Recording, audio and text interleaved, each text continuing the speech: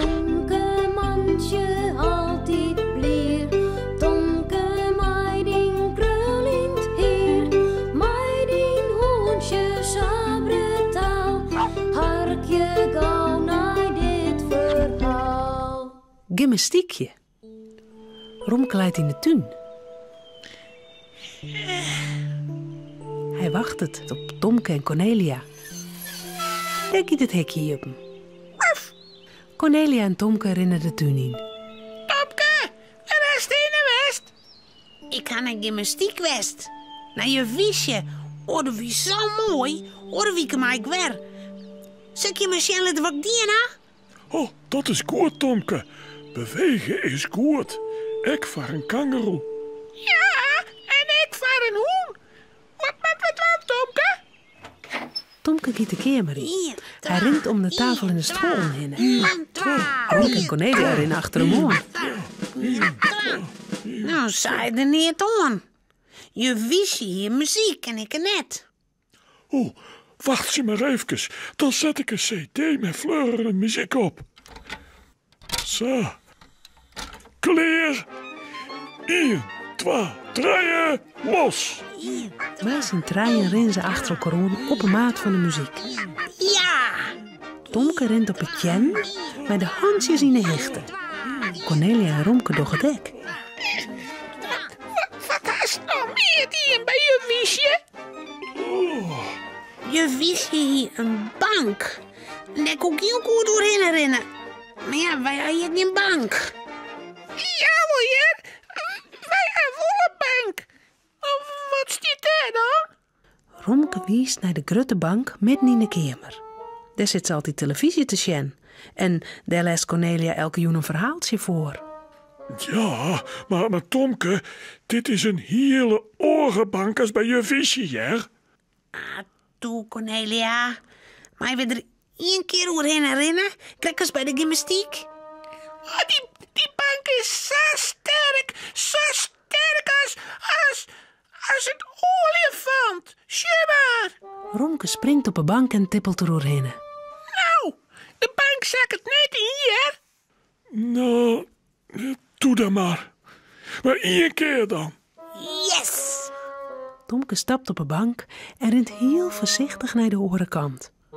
Daar springt er weer van de bank. Hoppa. Oh, Romke en Cornelia doen hetzelfde. Dit gaat mooi. we kennen nog wel een keer.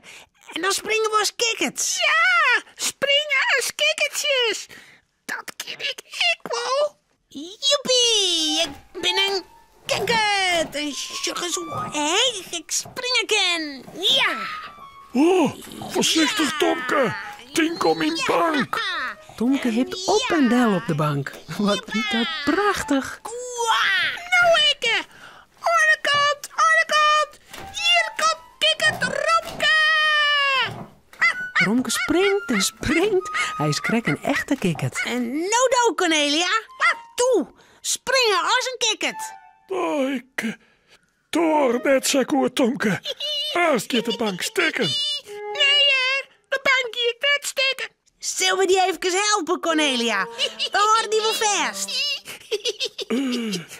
Ja, Romke en Tomke stenen op een bank. Ze loeken beide om Cornelia. Nou, Cornelia. Ja. Hier keer maar. We kunnen wel tegelijk van de bank springen. Ja, dat doen we. nou, 1 keer dan. Ja. Dan heb je het voor genoeg in me steken. En dan hipt Cornelia ek maar op een bank. Ja. Tomke en Romke houden haar vast.